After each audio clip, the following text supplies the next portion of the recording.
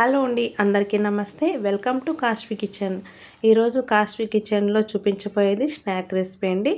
అవి పప్పు చెక్కలు అనమాట. ఇవి బియ్య పిండితోటి పప్పు చెక్కలు చాలా క్రిస్పీగా క్రంచీగా రావాలి అంటే పిండి మనం ఎలా కలుపుకోవాలి, ఎలా ప్రిపేర్ చేస్తే మనకి క్రిస్పీగా వస్తాయి అనేది ఈ వీడియోలో అయితే చాలా క్లియర్గా నేను చెప్తానండి. వీడియో అయితే ఎక్కువ లెంత్ లేకుండా చాలా సింపుల్గా త్వరగా అయిపోయే విధంగా చూపిస్తాను.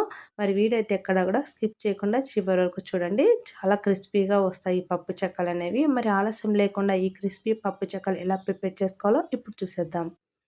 ఈ పప్పు చెక్కలు ప్రిపేర్ చేసుకోవడం కోసం ముందుగా ఒక బౌల్ తీసుకొని 3 కప్పుల వరకు బియ్యపిండి యాడ్ చేసుకోండి. పొడి బియ్యపిండి.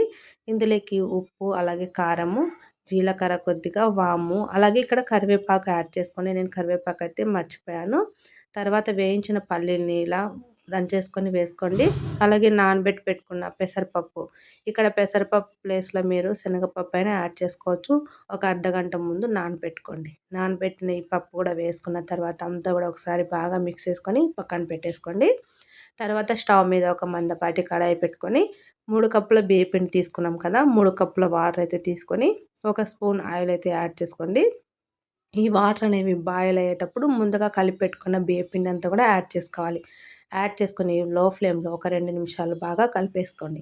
ఇలా కలుపుకున్న పిండిని కొద్దిగా చల్లారనివ్వండి. వేడి మీద మనం కలపలేం కాబట్టి కొద్దిగా చల్లారిన తర్వాత ఇందులోనే మీరు చల్లని వాటర్ వేసుకొని కలిపేసుకోవచ్చు. లేదంటే ఇక్కడ నేను వీడియోలో చూపిస్తాను కదా, కొద్దిగా పిండిని అయితే బౌల్లో వేసుకొని ఇలా చల్లని వాటర్ సరిపడా వేసుకొని ఇలా పిండి ముద్దలాగా కలిపేసుకోండి. ఇలా కలుపుకున్న ఈ పిండిని చేతికి ఆయిల్ అప్లై చేసుకొని చిన్న చిన్న ఉండలుగా మనం ప్రిపేర్ చేసుకోవాలి. సో ఇలా మీకు కావాల్సిన సైజులో ప్రిపేర్ చేసుకోండి. మరీ పెద్దగా కాకుండా మరీ చిన్నగా కాకుండా ఇలా మీడియం సైజులో బాల్స్ అనేవి చుట్టేసుకోండి.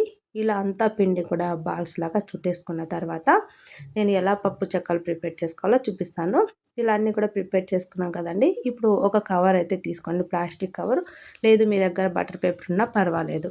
దానికి ఒక వైపు అయితే కవర్కి ఆయిల్ అయితే అప్లై చేసుకొని ఇలా నేను చూపిస్తున్న విధంగా ఉండలు అనేవి కవర్లో పట్టేమైనా పెట్టేసుకొని పైనుంచి మనకి ఎక్స్ట్రా ఉన్న పేపర్ కవర్ చేసి ఇంకా రౌండ్ షేప్లో ఉన్న బౌల్ తోటి ఇలా చెక్కల్లాగా ఒత్తేసుకోవాలి. చూసారు కదా, చాలా పర్ఫెక్ట్గా వచ్చాయి కదా.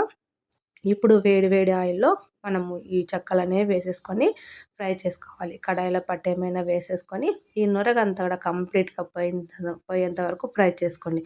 అప్పుడు మనకు చెక్కలు అనేవి క్రిస్పీగా వస్తాయి. ఇదే పద్ధతిలో మిగిలిన పిండి అంతా కూడా సేమ్ అదే పద్ధతిలో బాల్స్ లాగా చుట్టేసుకొని చెక్కలు ఒత్తేసుకొని ఆయిల్లో వేసి ఫ్రై చేసుకోవడమే. అంతే అండి, చాలా సింపుల్గా మనము బియ్య పిండితోటి పప్పు చెక్కలు ప్రిపేర్ చేసుకోవచ్చు. మొదటిసారి చేసినా కూడా చాలా చాలా క్రిస్పీగా వస్తాయండి. తప్పకుండా మీరు ఒకసారి ట్రై చేయండి.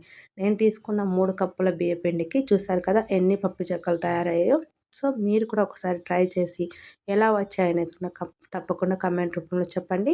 మరి వీడియో ఇంతవరకు చూశారు కదా, వీడియో నచ్చితే వీడియోకి చిన్న లైక్ ఇచ్చి మీ ఫ్రెండ్స్ అండ్ ఫ్యామిలీ మెంబర్స్ కూడా షేర్ చేయండి. ఇలాంటి సింపుల్ అండ్ టేస్టీ రెసిపీస్ కోసం తప్పకుండా కాస్ట్వి కిచెన్ ఛానల్ని సబ్స్క్రైబ్ చేసుకోండి. మరో మంచి రెసిపీ తోటి మళ్ళీ కలుద్దాం. Thank you for watching. By by.